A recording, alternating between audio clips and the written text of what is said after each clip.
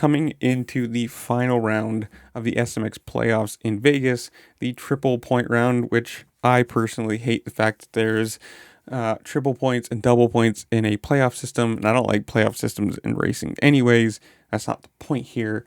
That guy, Eli Tomac, still mathematically can win this title. Coming into the round, he is 16 points behind Jet Lawrence and 9 points behind Hunter Lawrence, sitting in third.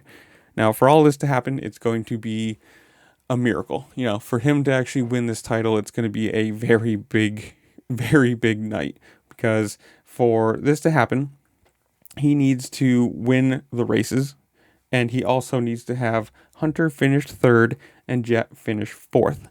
So very unlikely here, but it's still going to make things interesting. And just on the fun what if note, if Eli had passed Ken Roczen in the Moto 2 at St. Louis, he would have won the overall with a 2-2 score, because the 2-2 beats 1-3 score in the SMX Olympic scoring system that they use. If he had won that overall, he already would have scored 10 more points.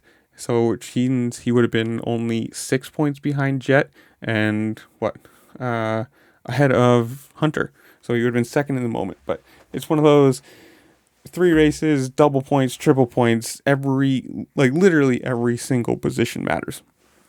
Now, am I a realist here? Definitely. Do I think Eli Tomac wins this round and then Jet gets fourth and Hunter get third? Definitely not.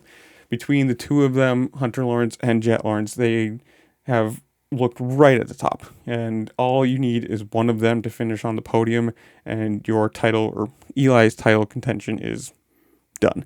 Does it make it exciting? Yeah. I mean, at this point, nobody has just walked away. They don't have a 50-point lead, and you know who's going to win the title without the races even happening. So that's at least good. Makes it at least something to watch and think about. Like the 250 side, Deegan can win. It's just a whole bunch of funny math, and it makes it exciting. At least you're going to get probably some good betting on this race. You're going to have some races that actually matter in Vegas. The final round, it's going to be good. I mean, especially since this is literally the final round. After this, it's summer break for these guys. Obviously, they're not going to push and endanger themselves to the point where, you know, injuries are whatever. I can be injured for a couple weeks, but you're going to get a lot more effort just being the final race. You know, as fast as you can go, this is going to be it. I mean, especially if you're Hunter Lawrence, you know, you can technically come and win this title and beat your brother finally, you know, not be in your little brother's shadow for forever. If he comes out and wins this title, he's, you know, on his own right, a champion. And you can kind of hang that, you know, right on the wall, say, I actually did this against my brother, who's probably one of the fastest, most talented riders that, you know, we're ever have seen or ever going to see. So for him, I think it'd be a really good confidence boost.